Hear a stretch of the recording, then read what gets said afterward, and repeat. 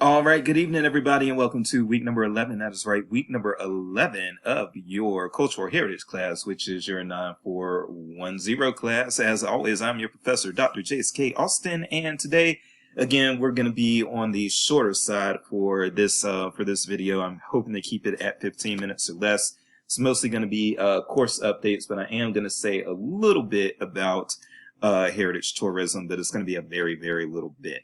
All right, the first thing that I want to kind of get into here is that most of you are doing very well. Really, it's mostly discussion board from now until the end of the course. You do have that final paper that is going to be due. When is that final paper due? That final paper is due on May the 9th.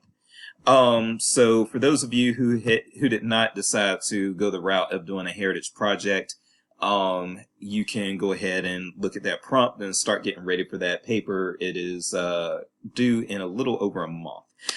So you have that going. Also, what's due a lot sooner is you do have your mini interview with a cultural heritage worker coming up. I see that 6 of you have already completed this assignment. It won't take long to finish if you look at the prompt, and you can look at what your classmates already did, but it is due on April 17th, so that due date is coming up. It's going to be a week from this coming Sunday, so make sure you don't forget about that and that you get that assignment done and everything. Again, you can kind of look at what your classmates have already done. It's pretty straightforward, and the reason why I have you all do this is, again, for vocational guidance, so that you can see what opportunities there are in the cultural heritage realm outside of just being a typical quote-unquote typical librarian.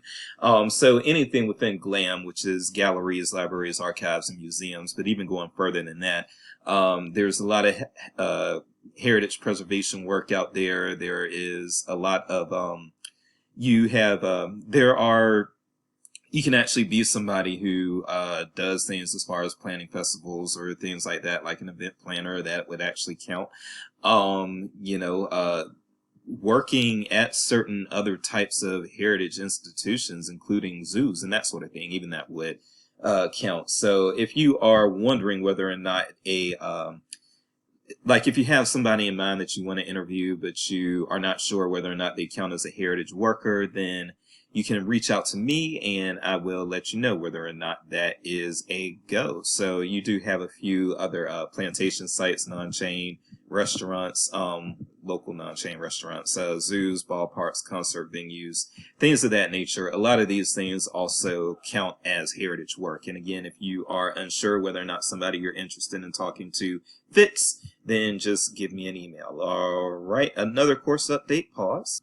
So another course update that we have is that I do have your final speaker finalized. That speech will be on the 26th, I believe. Let me double check that here. Yes, April the 26th will be your final sync session for this class. And our guest speaker, who I confirmed last week, thank goodness spring break gave me a chance to confirm somebody, was we are going to talk to the founder or curator. Now I am drawing a blank. But Stuart Hines, one of my colleagues over at UMKC. I'm based in Kansas City, so one of my colleagues here at UMKC. He is either the founder or the current curator, or both, of GLAMA, which is the Gay and Lesbian Archive of Mid-America. And Stuart has graciously agreed to share some information on the founding of GLAMA and how it currently operates, and he will be doing that on the 26th. He's done some very, very good work with GLAMA, and I think you all are going to enjoy Stuart. And so I will also link to this article so that you can get some information about Stuart ahead of time.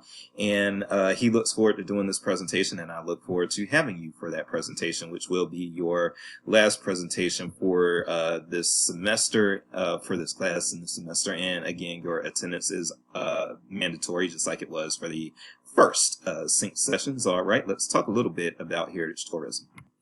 All right, so the reason that I wanted to have a specific heritage tourism module, and I'm going to go ahead and also show what some of the let me look at the syllabus here, but I wanted to actually have a module on heritage tourism is because this, unfortunately, what I would say is that a lot here in America, we know that the United States of America is a capitalist country.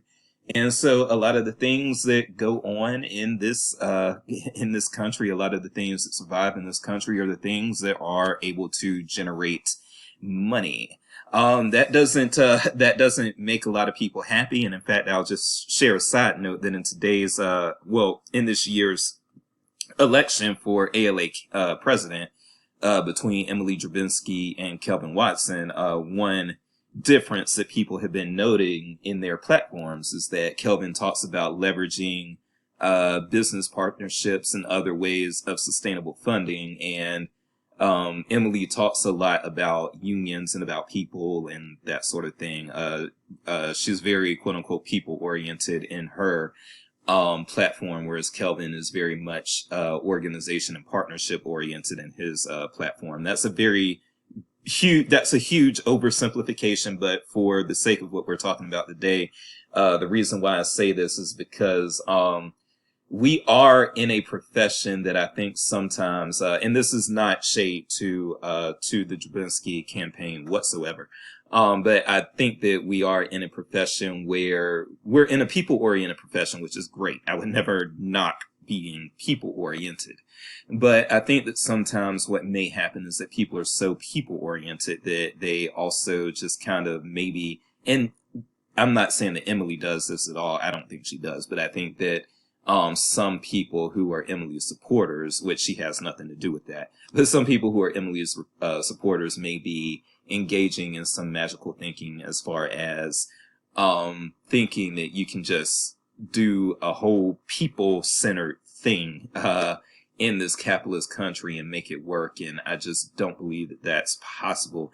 If we all become a more socialistic country that has a expanded social net, and that's something that I know a lot of Emily's supporters are into, and frankly, I'm into that as well. But if we get something like that, like an expanded social net and that sort of thing, social safety net and that sort of thing, then yes, you can concentrate on the people. But for right now, yes, I do feel that in a capitalist society, you do have to leverage organizational partnerships, find ways to raise funds and that sort of thing. And so that's something that Kelvin's campaign has been more focused on. And a lot of people criticize Kelvin's campaign for not being people-centered and for doing things that bring in revenue. But again, unfortunately, in this capitalistic country, I think that you need to at least find a balance there. You know what I'm saying? And so, having said that, when it comes to sustainability of cultural heritage institutions, a lot of times they have to generate profit, folks. I hate to say it, but that's just what it is. And when I say profit, I don't mean they have to be listed as for profit, because a lot of these things are listed as nonprofit. But anyone who's, for instance, honest within academia will tell you that even though Mizzou, for instance, is quote unquote a not-for-profit institution, unlike say the University of Phoenix, it's still, trust me when I tell you, we still have to do things to make sure that we are not in the red when it comes to, when it comes to the expenditures we make. And, yeah, we have to make sure that, if I'm going to be quite honest with you, we have to make sure that we have a certain amount of students and tuition revenues coming in. We have to make sure that we are getting a certain amount of money from donors and that sort of thing. It can't all just be state funding. I wish I could say it could all just be state funding and federal funding, but I'd be lying to you if I said that. And if you're mad at me for saying that that's the case, then again, all I can say is I'm not here to BS you. I'm here to tell you like it is. And one thing, I do some recruitment for this program.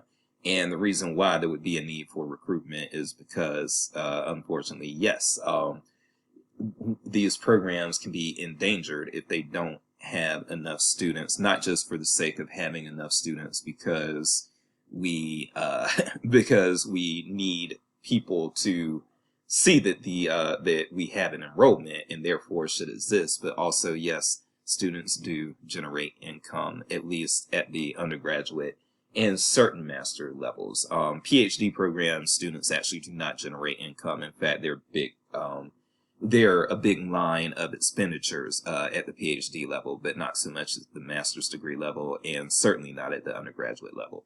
So I do want to put that out there, just for the sake of, again, being honest. And when it comes to cultural heritage institutions, yes, they have to do the same. Even if you have a nonprofit museum, a lot of times it still has to bring in a certain amount of people who are paying an entry fee in order to survive. And the same can be said for galleries, and the same can be said for a lot of other cultural heritage institutions and places, including ballparks, including concert venues, including including all of that, parks, all of these things. A lot of times festivals will charge an entry fee because they still need to, at the very least, even if not generate revenue, they can't just be a complete drain a lot of the time on those who are organizing. Okay.